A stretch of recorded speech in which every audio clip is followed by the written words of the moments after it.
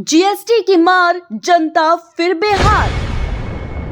अखिलेश ने उठाए मोदी सरकार पर सवाल। आखिर जनता कब तक झेलेगी सरकार की मार? देश में बढ़ती महंगाई से एक बार फिर हाहाकार। आमदनी अठन्नी, खर्चा 1 रुपया। एक तरफ आमदनी इतनी कम और खर्चे आसमान छू रहे हैं। हर बार महंगाई की मार गरीब और मध्यम वर्गीय परिवार को ही झेलनी पड़ती है। मोदी सरकार का महंगाई वाला हंटर एक बार फिर देश की जनता पर पड़ने जा रहा है। दरअसल दोस्तों, राजस्थान के जैसलमेर में केंद्रीय वित्त मंत्री निर्मला सीतारमण की अध्यक्षता में जीएसटी काउंसिल की बैठक हुई, जिसमें कई बड़े फैसले लिए गए। केंद्रीय वित्त मंत्री निर्मला सीतारमण की अध्यक्षता में बैठक के दौरान कई चीजों पर जीएसटी रेट्स बढ़ाया गया, तो वहीं कुछ जरूरी चीजों पर जीएसटी रेट कम करने का फैसला ही टाल दिया गया, जिस पर विपक्ष ने अपना गुस्सा जाहिर किया।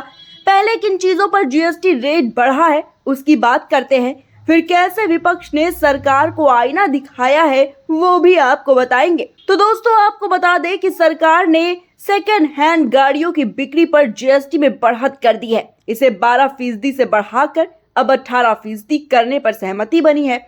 इसके अलावा रेडी टू ईट पॉपकॉर्न पर 5% जीएसटी लगेगा, प्री पैकेज्ड पॉपकॉर्न पर 12% की दर होगी और कारमेल पॉपकॉर्न पर 18% कर लगाया जाएगा। ये नमकीन और कन्फेक्शनरी आइटम के लिए वर्तमान दरों के अनुरूप है, जिन पर 12% और 18% कर लगाया जाता है। होटल के रेस्टोरेंट खाने पर 18% की जीएसटी बरकरार रखी गई है।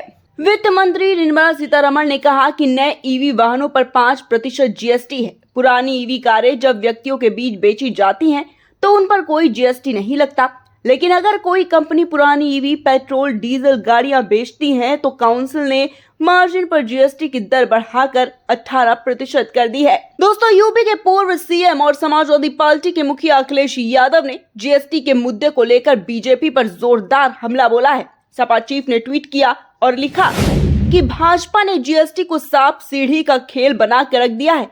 कभी किसी आइटम पर अचानक जीएसटी बढ़ा देते हैं, कभी अपने चंदादाई समर्थकों के मुनाफे के लिए घटा देते हैं। इससे ईमानदार व्यापारियों, अधिकारियों में भी असमंजस पैदा होता है, जिसका लाभ भ्रष्टाचारी उठाते हैं। कारोबारी तो यहाँ तक कहते सुने गए हैं कि भाजपा वाले जीएसटी की दरों में बार बार बदलाव करके अनिश्चितता का वातावरण बनाए रखना चाहते हैं, जिससे उन्हें छोटे व्यापारियों, दुकानदारों से वसूली का मौका मिलता रहे। इसीलिए व्यापारी जब तक जीएसटी की एक बात समझते हैं तब तक सरकार नियम बदल देती है। दोस्तों, विपक्ष तो छोड़िए, अब आम आदमी भी सरकार पर अपना गुस्सा निकाल रहा है। बढ़ते जीएसटी पर लगातार लोगों के ट्वीट्स भी सामने आ रहे हैं। एक यूजर ने ट्वीट करते हुए लिखा कि आम आदमी की सांसों पर लगानी है तो साफ कह दो, ऐसे जीएसटी लगाने से दब तो ऐसे ही जाना है। पुरानी कार बेचने खरीदने पर 18% जीएसटी।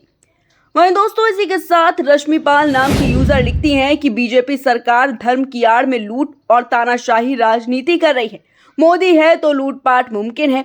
गरीबों को मरते देखना और मिडिल क्लास की रीढ़ की हड्डी तोड़ देना इसका मकसद बन गया है। 18% जीएसटी।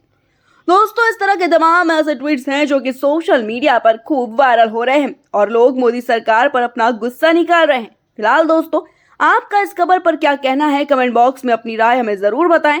वीडियो को लाइक और शेयर करें और आपके अपनी चैनल कबीर न्यूज को सब्सक्राइब करना बिल्कुल भी मत भूलिएगा। नमस्कार।